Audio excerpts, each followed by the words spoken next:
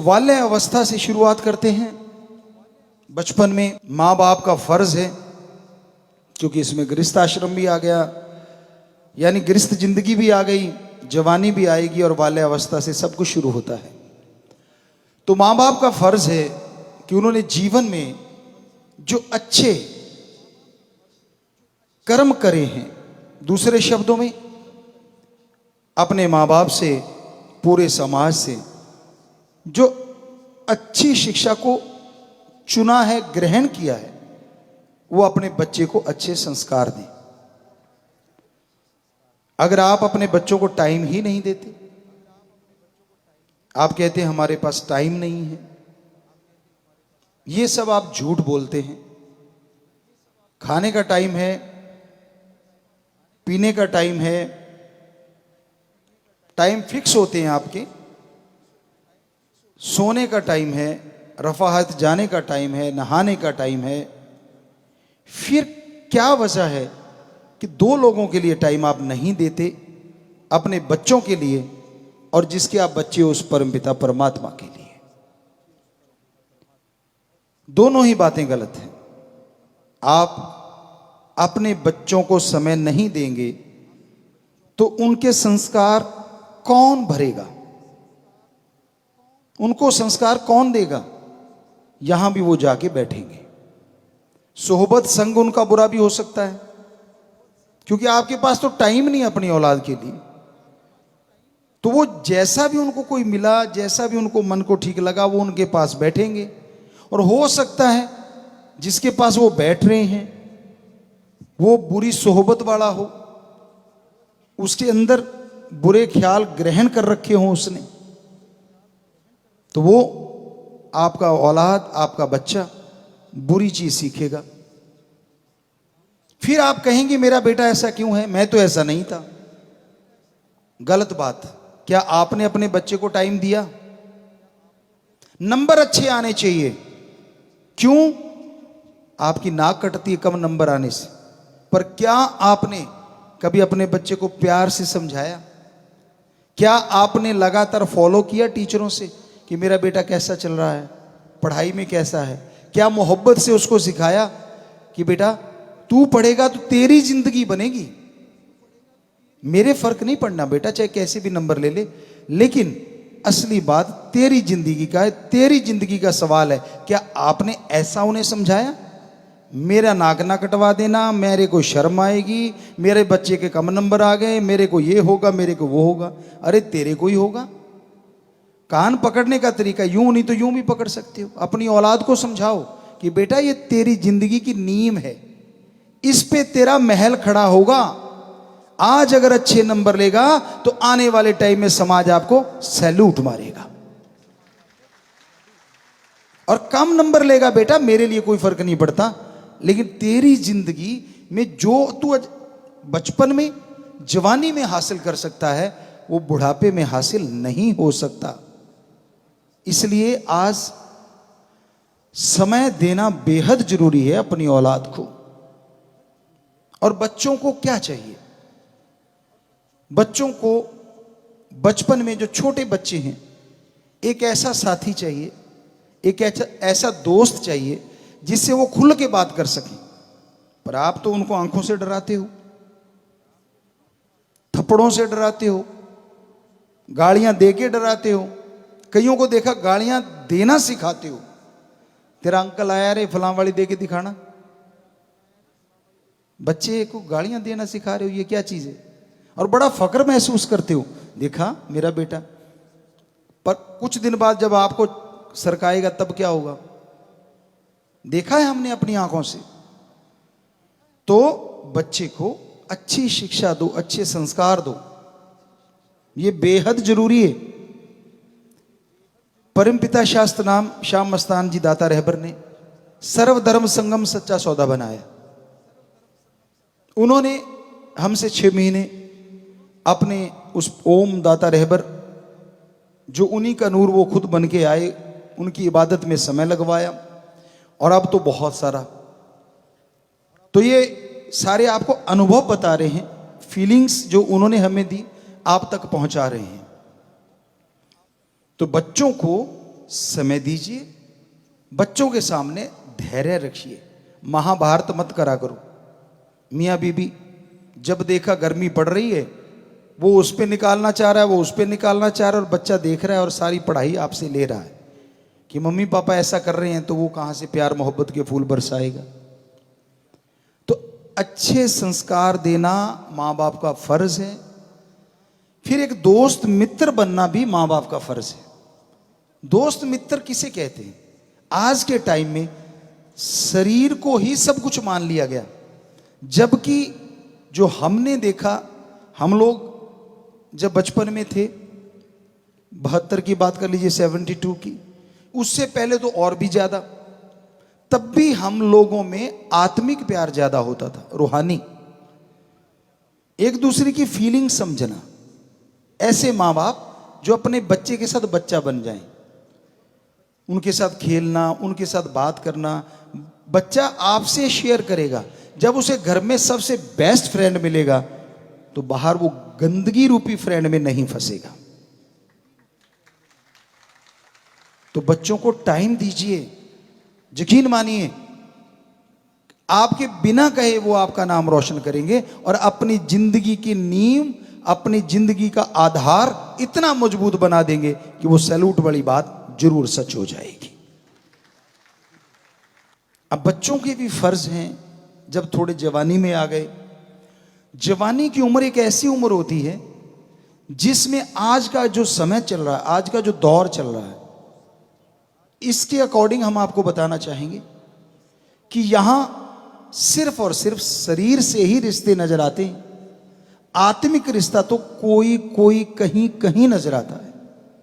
तन तक मतलब है, मन तक मतलब है, लेकिन आत्मिक तौर पे जो प्यार मोहब्बत होती है वो कहीं खो सी गई है, जो कि हमारी संस्कृति है।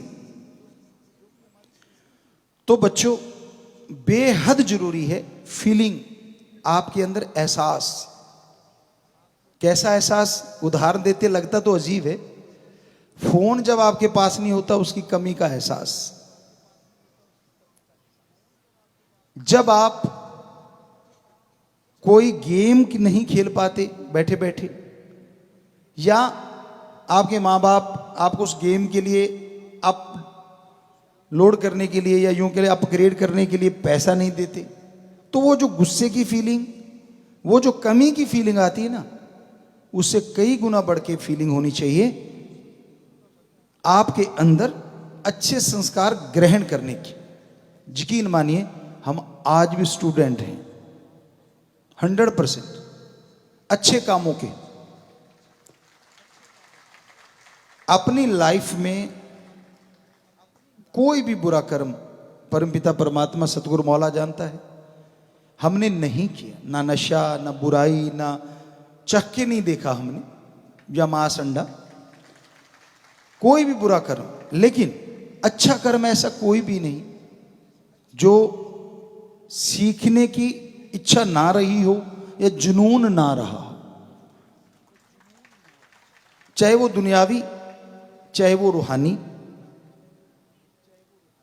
हम जब छोटे से थे तो आसपास परिवार थे, बहनें थी, सारे कुछ एक परिवार थे, थोड़ा छोटा सा गांव था। लड़कों वाले तो काम करते ही करते थे और बहनों से भी कंपटीशन रख लेते कि तू कोई ज़्यादा ही बनती है, जो तू कर सकती है हम भी कर लेंगे। तो वो खेस दरियाँ बुना करते थे उस समय, बैग बुना करते थे, हमें आज भी याद है। उस बैग पे मोर डालना, तोता डालना, मैना डालना, कुछ एक चीज़ें हमें आज याद आती। चार पाइयाँ बुनना और चार पाइयों में चक्रव्यूह बनाना, किला बनाना, वो अपने आप में एक कला गजब। तो खेस दरियाँ बुनना, तो कहते रहे तू कैसे बुन लेगा, हमने साइड पे हट, क्योंकि हम देख चुके होते थे कि बात ही कुछ नहीं है, इतने धागे छोड़ के ऐसे निकालना है ऊपर से, इतने धागे नीचे से, और ये ऐसे, और पंजे से ठोक देना है, इसमें कौन सा इंजीनियरिंग करनी है। तो बड़ी हैरान होती कि भाई तू किससे सीखा है। हमने कहा आप लोग हो ना, कहते हमने कब पूछा तक नहीं। हमने कहा हमने देखा तो आपको ही है। उनको यकीन ना आता, आप सच बोल देते, ना मानो नहीं मानते। तो इस तरह बच्चों, हर आपके आजू बाजू में जो अच्छे कर्म करता है वो आपका गुरु है। पहला गुरु, हमने एक भजन भी बनाया इस बार, कि जो पहला गुरु होता है वो मां होती है। पहला गुरु उसके गर्भ में रहते हैं, और उसके गर्भ में रहते समय मां के जो विचार होते हैं वो आपके अंदर भरे जाते हैं। ये साइंस भी मान चुकी है, और महाभारत काल में अभिमन्यु भी इसकी बहुत बड़ी मिसाल है। तो पहला गुरु मां, जो आपको शिक्षा देती है, संस्कार गर्भ में ही देने शुरू कर देती है। कैसे देती है वो मां पे डिपेंड करता है। अगर वो गालियां ही देती रहती है, खाना बनाते टाइम भी आप उनके पेट में हो, गर्भ में हो, मेरी सासू मर जाए, फलाना मर जाए, धिंकड़ ये हो जाए, तो आपके अंदर भी वही समान जा रहा है। हाँ, अगर वो राम नाम जप रही है, अच्छे कर्म कर रही है, यकीन मानो आप माँ के गर्भ में हो तो वहां से आपका नींव पत्थर रखा जा रहा है, आपके विचारों का, आपके दिमाग का। फिर माँ के बाद दूसरे गुरु होते हैं आपके बाप, माँ, बहन, भाई, जिससे आपने खाना सीखा, पहनना सीखा, बोलना सीखा, लुढ़कना सीखा और चलना सीखा। पर एक का जिक्र रह गया, सबसे बड़ा गुरु होता है सतगुरु, जिसने आपको गर्भ में अपनी उंगली पकड़ा के बेइंतहा तकलीफों से बचा के रखा। वो ओम, अल्लाह, परमपिता परमात्मा, जो भी नाम ले दीजिए। क्योंकि गर्भ, आप योगा वाले अगर बच्चे बैठे होंगे तो वो जानते गर्भासन कितना मुश्किल है, और इसमें गोल्ड मेडल कितने सेकंड में मिल जाता है। पहले 15, अब शायद 25 सेकंड।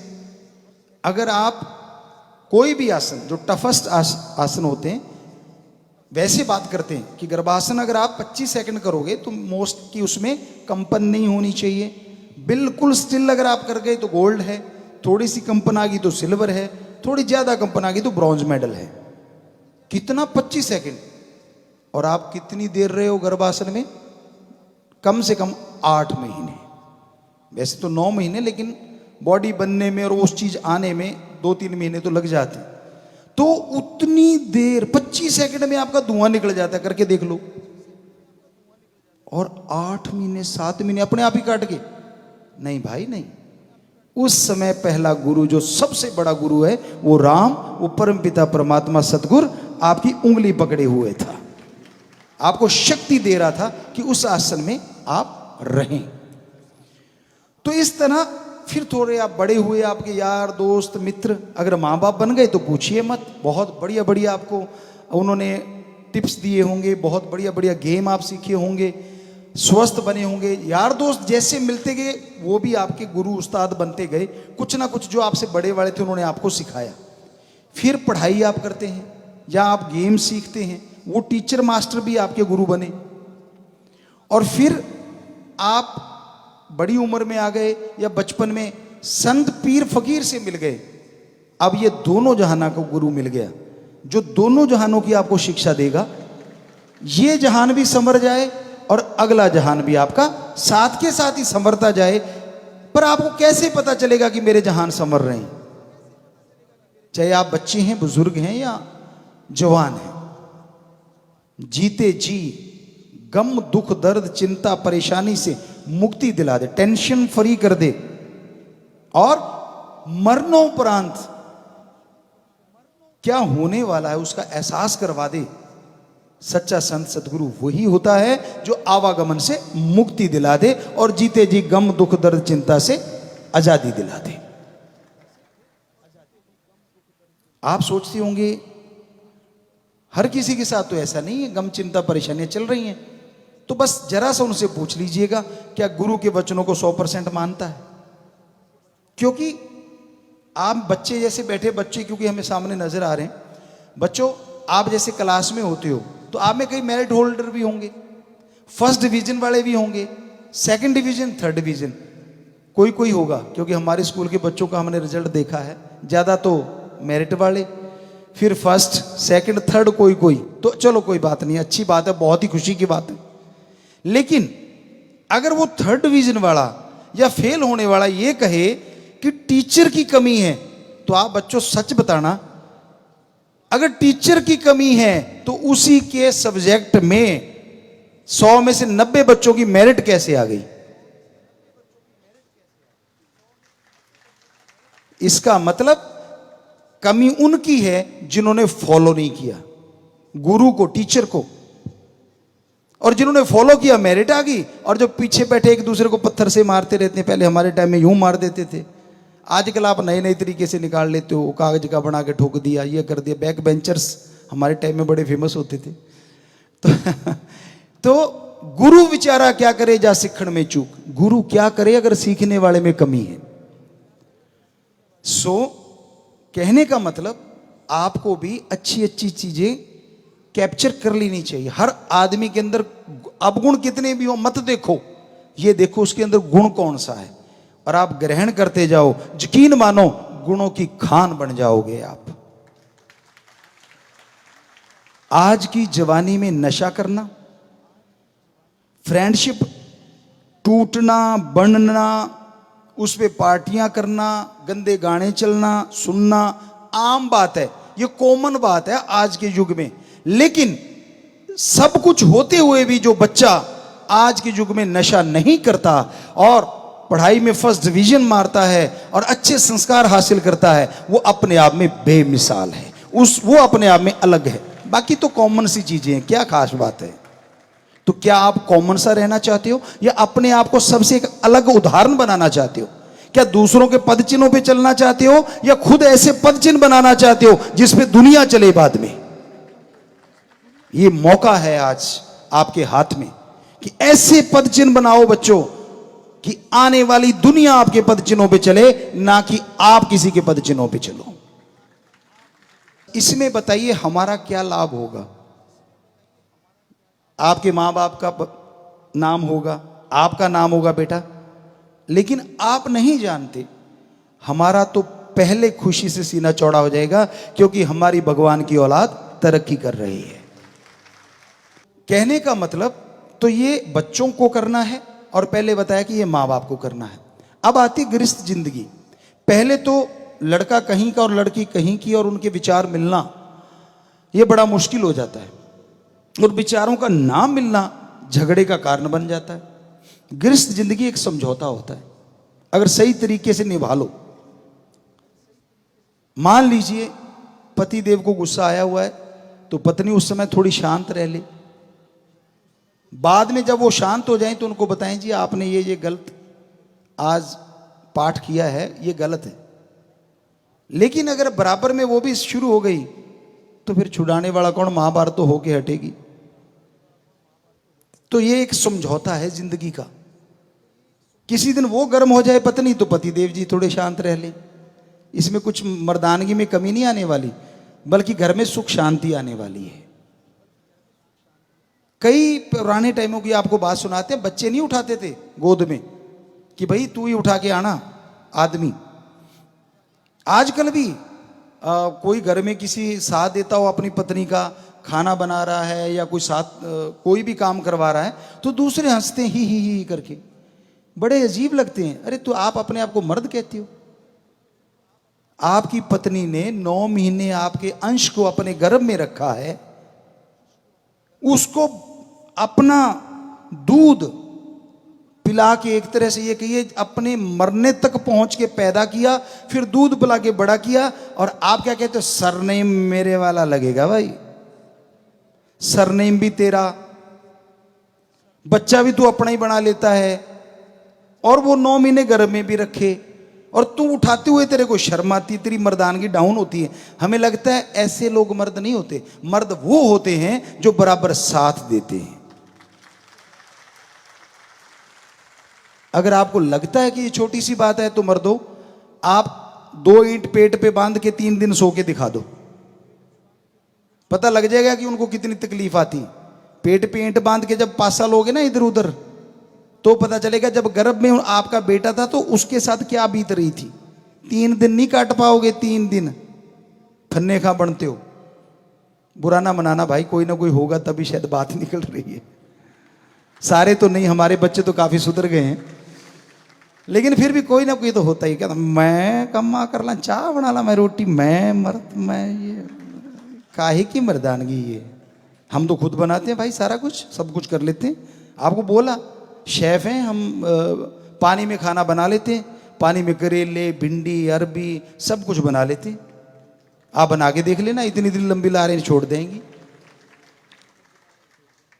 किसी ने चैलेंज भी दिया था कि ऐसे थोड़ी ना बनते, उसको बना के खिलाए, कहते ये तो कमाल का बने हुए हैं। उन्होंने कुछ कहा था वो हम बताना नहीं चाहेंगे, तो चलो छोड़ो उस बात को। तो कहने का मतलब आप गृहस्थ जिंदगी में दोनों बराबर के भागीदार हैं, तो एक दूसरे का साथ देना ही सच्ची गृहस्थी है, और एक दूसरे की बात सुनना भी सच्ची गृहस्थी है। कैसे? कहीं औरत के दबदबा होता है तो वो मर्द की नहीं सुनती, कहीं मर्द का दबदबा है तो वो औरत की नहीं सुनता। गलत बात। घर परिवार के लिए दोनों बात करो, दोनों स्वस्थ चर्चा करो, और लगे कि दोनों में से ये इसकी बात, पत्नी की या पति की, सारे परिवार के लिए, काम धंधे के लिए सबसे बढ़िया बात है, उसको मान लो, तो आपके घर में बरकतें आ जाएंगी, आपके घर में खुशियां आ जाएंगी। आपका कोई तगमा नहीं उतर गया।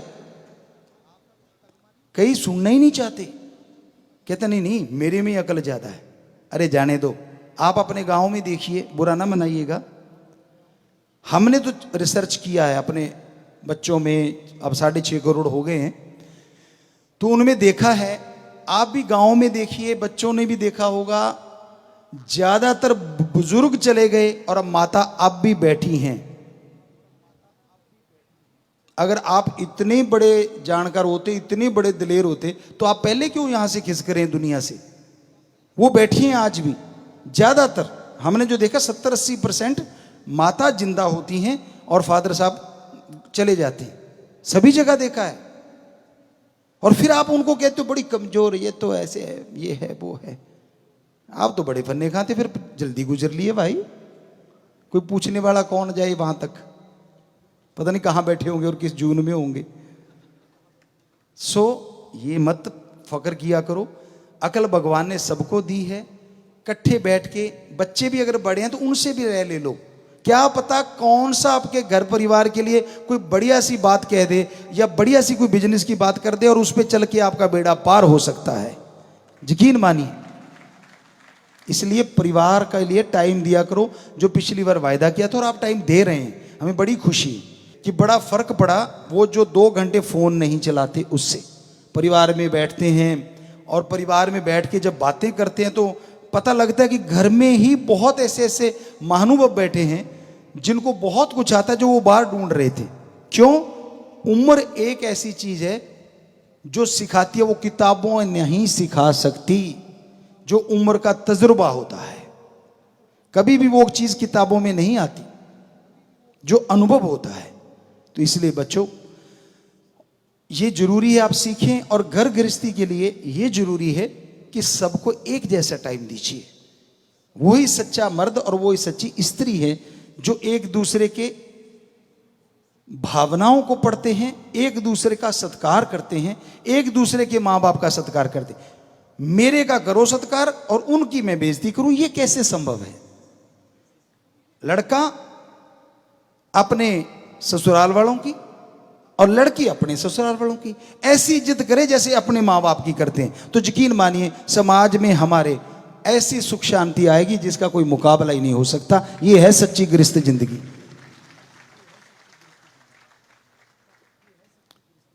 पर मशहूर है, कहते हैं जी, कहते हैं अपने गांव का तो गधा भी अच्छा लगता है और दूसरों के गांव का आदमी भी नहीं अच्छा लगता। ये बुरी बात है। गृहस्थ जिंदगी समझौता इसलिए हमने कहा कि कई बार ऐसा होता है, मान लो एक बिजनेस कर रहा है और एक घर में काम कर रहा है, तो बिजनेसमैन या नौकरी पेशा आदमी घर में आता है, उसको लगता है मैं ही ज्यादा काम करके आया हूं। तो कभी चेंज करके देख ले भाई, तू घर का काम संभाल ले और उसको नौकरी वाला टाइम दे दे। एक दिन तू फ्री होके नौकरी वाला काम करके आ, तेरे को खुद ही पता चल जाएगा कि जितना तू कर रहा है हो सकता है वो घर में रहती तेरे से ज्यादा काम कर रही हो। फिर तू रोब क्या झांटता है भाई आके, मुझे पानी नहीं दिया, मुझे फला नहीं दिया, मैं आया थक हार के। नहीं, वो बेचारी क्या करे बैठी थी, तेरे लिए खाना, चाय, दूध, पता नहीं क्या क्या सारे इंतजाम, कपड़े, ये वो। आज चलो मशीनें आ गई, मशीनी युग है, पर काम तो बेचारे वो भी करते हैं। पर जरूरी नहीं कि सारे करते हो, अमीरों में तो शायद ये चीजें नहीं है, वहां तो कोई नौकर लगा लिए, ये लगा लिए, वो लगा लिए, सिर्फ चलो वो बातें नहीं छेड़ते जो नहीं छेड़नी चाहिए। तो हमारा कहने का मतलब, दोनों को बराबर एक दूसरे का सत्कार करना चाहिए, पति पत्नी को। यही सच्ची गृहस्थी जिंदगी है। और हो सके तो समेत बच्चों के सुबह शाम अपने परिवार के लिए टाइम दीजिए, और जिसने आपके परिवार को सुखी रखना है उस ओम राम के लिए, परमपिता परमात्मा के लिए टाइम दीजिए, ताकि वो आपके आने वाले बुरे टाइम को भी अच्छा बना दे और आपके परिवार को खुशियों से माला माल कर दे।